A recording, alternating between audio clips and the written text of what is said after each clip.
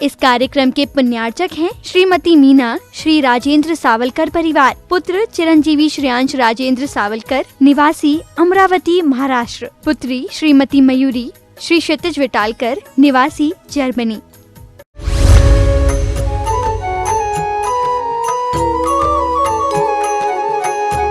हो सकता है मामला को गर्मा भी दें, ऐसा भी हो सकता है। होने का कारण भी उपस्थित है ना। सामने वाला ये कह रहा है कि मैंने नहीं कहा होता तो बात अलग है, और अगर कहने के बाद सामग्री की कमी होती तो बात अलग है। आपको बताना था, जब सामान सब रखा है और संकेत हमने दे दिया, फिर तैयार क्यों नहीं? तैयारी तो तुमने की है, फिर जो बताया वही क्यों नहीं? जो आपने अपने मन में प्लान किया वो क्यों? ऐसे कारणों पर व्यक्ति अपनी प्रतिक्रिया दे सकता है। प्रतिक्रिया देने का उसको उस प्रसंग में अधिकार भी बनता है। ऐसा नहीं है कि नहीं आप बोल भी नहीं सकते। लोकतंत्र है, अपनी आवाज उठाने का सभी को अधिकार रहता है। लेकिन कोई प्रतिक्रिया ज्यादा कर देते हैं, उसमें वातावरण बिगड़ जाता है। तो कोई कोई ऐसे भी होते हैं, अब कहा तो था, अब ठीक है, नहीं किया तो नहीं किया, अब गुस्सा करने से क्या होता, चलो जो रखा वो ले लो। अब ले लो, ले रहा है लेकिन उत्साह से नहीं ले रहा, और वो जो कार्य कर रहा है वो मजबूरी में कर रहा। ठीक है ना। तो महाराज जी कहते हैं ना, मजबूरी में किया गया धर्म धर्म नहीं माना जाता। पाप तो नहीं लगेगा, लेकिन उतना पुण्य भी नहीं लगेगा, क्योंकि आपने उत्साह से नहीं किया, मजबूरी में किया है। अब अगर उसी जगह है अनुकूलता ना होने पर भी कोई ये विचार करने लगे कि ठीक है, कहा तो था, लेकिन अपना कहा हुआ ही सब कुछ होता है क्या? ऐसा थोड़ी है। चलो ठीक है, जो तैयार है, आज का दिन उसी का दिन है, और उत्साहित होकर के अगर उसने कर लिया तो वहां का उसने धर्म निभा लिया। प्रतिकूलताओं में अपने मन को उत्साहित बनाए रखना, और जो भी सामने कार्य है कर्तव्य की दृष्टि से पूरा कर देना, बहुत बड़ा धर्म माना गया है। बहुत बड़ा धर्म माना। अनुकूलता में तो कोई भी कर सकता है, लेकिन प्रतिकूलता में भी उसी उत्साह से कर ले, उसके बहुत विशुद्ध भाव माने जाएंगे। यही एक तरह का विशेष धर्म है जो प्रतिकूलता में किया जाता है। सौधर में इंद्र ने आदेश कर दिया, सभी को चलना है। सम्यक दृष्टि नाचने लगते, हर्षित हो जाते। ओह, अब इंद्र के साथ मध्य लोक में जाने का अवसर मिलेगा। जिस नगरी में, जिस आंगन में प्रभु का जन्म हुआ है, वहां उत्सव मनाने का अवसर मिलेगा। ऐसे सम्यक दृष्टि अपने परिणामों से सम्यक दर्शन को और विशुद्ध कर लेते हैं। किंतु मिथ्या दृष्टि देवी देवता जब इंद्र परिकर के साथ में मध्यलोक आते हैं, मन में उतना उत्साह नहीं रहता, क्योंकि वो तीर्थंकरों के महत्व को नहीं समझ पाते। उनके लिए वो तत्व का ज्ञान नहीं है। पंच कल्याणक क्या होते हैं ये उनको प्रतीति नहीं है। पुण्य कर्म का क्या प्रभाव रहता है ये उन्हें मालूम नहीं है। वो तो जो मिला, जैसा मिला, उसी में रमे रहते हैं। ऐसे मिथ्या दृष्टि देवी देवता भी जब साथ जाकर के अपने स्वामी को उन प्रभु की भक्ति करते हुए देखते हैं, तब उनको लगता है जिन्हें हम अपना सबसे बड़ा मालिक, मुखिया, स्वामी मान करके चल रहा था और ये मानता था कि इनसे बड़ा कोई नहीं है, अरे ये हमारे मालिक, मुखिया, स्वामी भी देखो तो कैसे हाथ जोड़ करके, सिर झुका करके, साष्टांग अच्छी अच्छी स्तुति करते हुए, गुणगान करते हुए वंदना कर रहे हैं, नमस्कार कर रहे हैं।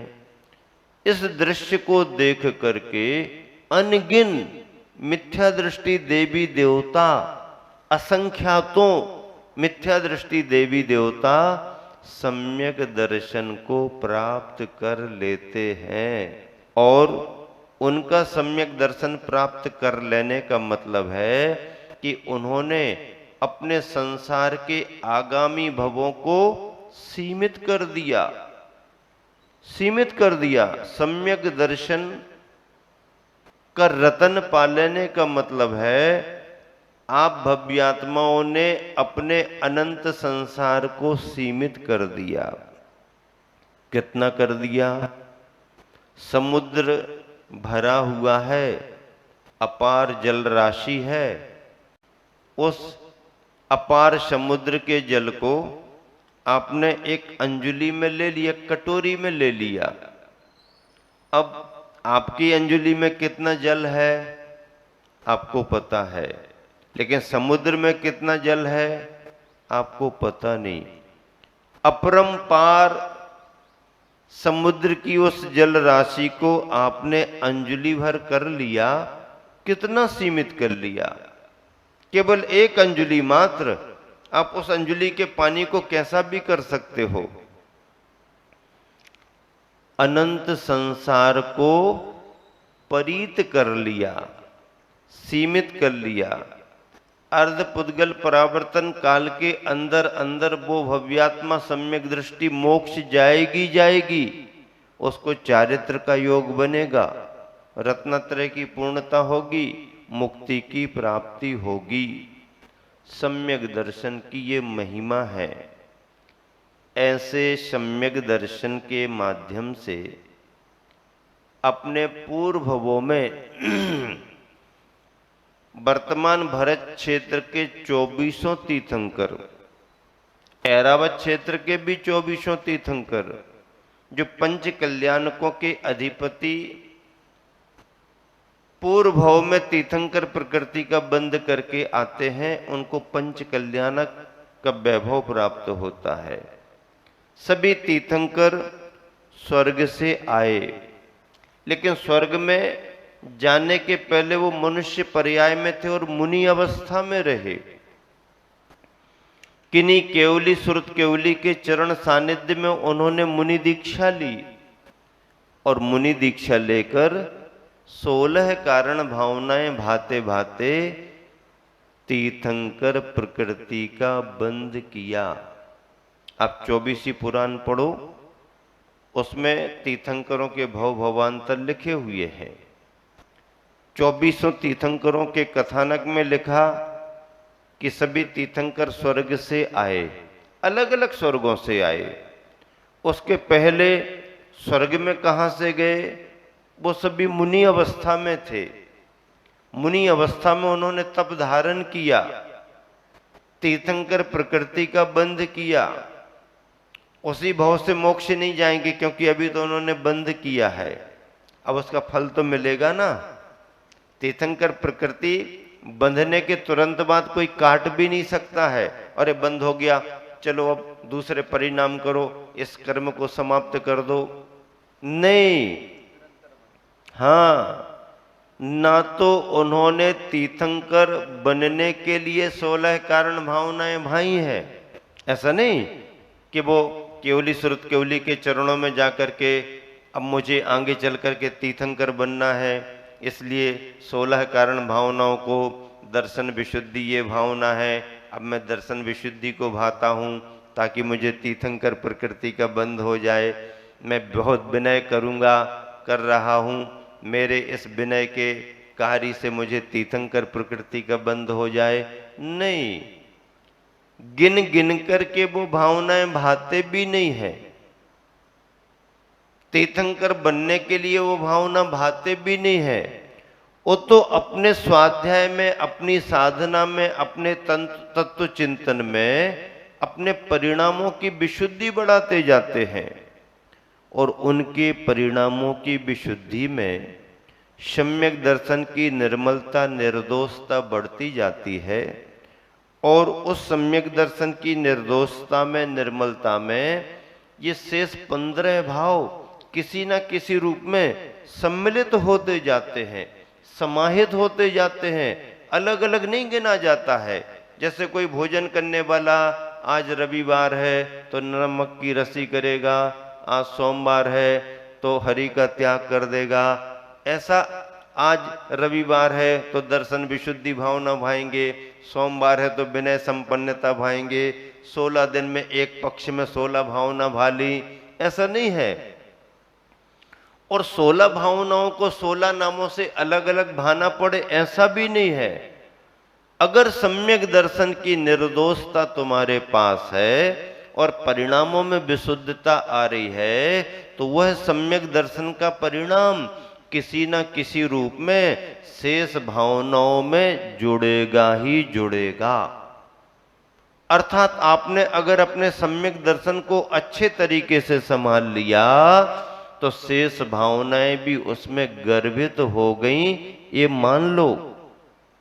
अगर शेष भावनाओं पर आपने जोर दिया और दर्शन विशुद्धि पर आपने ध्यान नहीं दिया, दर्शन विशुद्धि कमजोर हो गई, दोष लगने लगे सम्यक दर्शन में, तो तुम्हारी 15 भावनाएं भी काम नहीं करा पाएंगी। इसलिए दर्शन विशुद्धि जड़ के समान है, उसे पहले संभालो, सुरक्षित रखो और 15 भावनाओं का खाद पानी पौधा क्या है? सम्यक दर्शन का है। उसे पुष्ट करने के लिए ये 15 भावनाएं सहयोगी खाद पानी के समान पुष्ट करेंगी, बढ़ाएंगी। अगर आपके पास में बीज है नहीं, बोया है नहीं, अंकुरन हुआ नहीं, तो अकेला खाद पानी क्या करेगा? खाद पानी से कुछ आएगा क्या? नहीं। आपके द्रव्य को, पैसे को भी क्या कहा है? ये तो खाद की तरह है। अब खाद आप बोरी में भर के रखे रहो, यूरिया ये है वो है रखे रहो, तो खाद में फसल नहीं आएगी। आप खाद रख लिया स्टॉक करके, अब देखने लगो बीज निकल रहा कि नहीं, फसल आ रही। खाद में फसल आने वाली नहीं। जमीन में आपने कोई बीज बोया है, अंकुरित हो रहा है, वह बीज कमजोर ना हो जाए, वह पुष्ट रहे, निरंतर बढ़ता रहे, इसके लिए तुम्हारा खाद सहयोगी बन सकता है। अगर आप दान पुण्य के कार्य कर रहे हो, चौका लगा रहे हो, पूजा कर रहे हो, विधान कर रहे हो, संघ की वैयावृत्ति कर रहे हो, तीर्थ यात्रा कर रहे हो, नियम संयम का पालन कर रहे हो, एकासन उपवास कर रहे हो, अभक्ष भक्षण से बच रहे हो, न्याय नीति का पालन कर रहे हो, ये अगर तुम्हारे पास नियम संकल्प है तो तुम्हारा द्रव्य उनमें लग करके सहयोगी बन करके खाद की तरह मूल धर्म को पुष्ट कर सकता है। और अगर मूल धर्म तुम्हारे पास नहीं है तो तुम्हारा धन खाद की तरह रखा रहेगा, उससे कुछ होने वाला नहीं। खाद कोई काम का नहीं है। खाद किसी काम का है क्या? खाद किस काम का है? खाद तो केवल अगर तुमने कोई बीज बोया है तो उसे सुरक्षित और पुष्ट करने के लिए खाद सहयोगी बनेगा। ऐसे ही धन अपने आप में किसी काम का नहीं है। उस द्रव्य के लिए अच्छे कार्यों में लगा दिया तो धन वह तुम्हारे लिए समृद्धि का कारण है। त्याग, दान तुम्हारे लिए समृद्धि का कारण है। ऐसे तीर्थंकर बनने के लिए 16 कारण भावनाओं में दर्शन विशुद्धि मूल बीज पौधे के समान है और शेष भावनाएं खाद पानी की तरह उसे पुष्ट करती हैं। पर बीज के लिए खाद पानी का भी अपना महत्व है। इस तरह से अगर किसी भव्यात्मा ने तीर्थंकर प्रकृति का बंध कर लिया और भरत ऐरावत क्षेत्र में उसका जन्म होना है, तो पंच महाकल्याणकों की विभूति, उसका नियोग उस भव्यात्मा को प्राप्त होगा। और जब पंच कल्याणकों का नियोग बनेगा तो एक एक कल्याणक के माध्यम से मध्य लोक के जीवों को तो ठीक ही है, स्वर्ग लोक भी उससे प्रभावित होता है। मध्य लोक में तो जिन शासन का विस्तार होता ही होता है, स्वर्ग लोक में भी हलचल होती है। हाँ, हलचल होती कि नहीं होती? हलचल होती है, क्योंकि धर्म का सबसे बड़ा नेतृत्व तीर्थंकर प्रभु के हाथों में रहता है। जब तक वह मुनि नहीं बनते हैं, जब तक उन्हें केवल ज्ञान नहीं होता है, तब तक धर्म चक्र के रूप में या मोक्ष मार्ग के रूप में प्रवर्तन उनके द्वारा भले ही ना हो, लेकिन अगर वो घर में भी रहते हैं, राजा रूप में भी रहते हैं, तो उनके पुण्य प्रभाव से उनके सामने चक्रवर्ती भी कोई महत्व नहीं रखता, नारायण प्रतिनारायण बलभद्र भी कोई महत्व नहीं रखते, क्योंकि तीर्थंकर प्रकृति के नीचे ही सारी पुण्य प्रकृतियां हैं। चक्रवर्ती, हाँ चक्रवर्ती, नारायण प्रतिनारायण रहने दो, बलभद्र रहने दो, तीर्थंकर के सामने इनका भी पुण्य फीका है। तीर्थंकर के रूप में भी तो अपना पुण्य विस्तार करते ही हैं। वो 6 खंड के अधिपति चक्रवर्ती के नाम से भले ना जाने जाएं, लेकिन तीर्थंकरों के रहते तीर्थंकरों का शासन भी समुद्रांत पृथ्वी पर पूर्ण रूप से निर्विघ्न रहा करता है। हाँ, इतना बड़ा पुण्य उनका रहता है।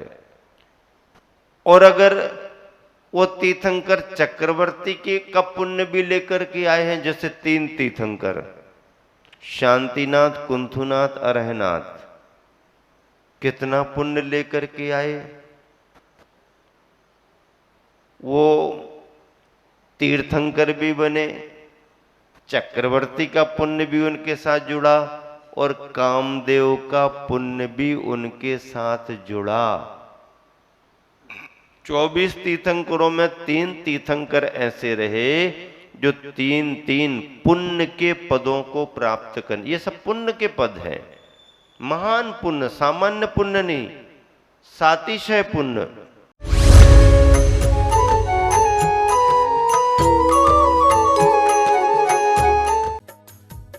इस कार्यक्रम के पुण्यार्चक थे श्रीमती मीना, श्री राजेंद्र सावलकर परिवार, पुत्र चिरंजीवी श्रेयांश राजेंद्र सावलकर, निवासी अमरावती महाराष्ट्र, पुत्री श्रीमती मयूरी, श्री क्षितिज विटालकर, निवासी जर्मनी।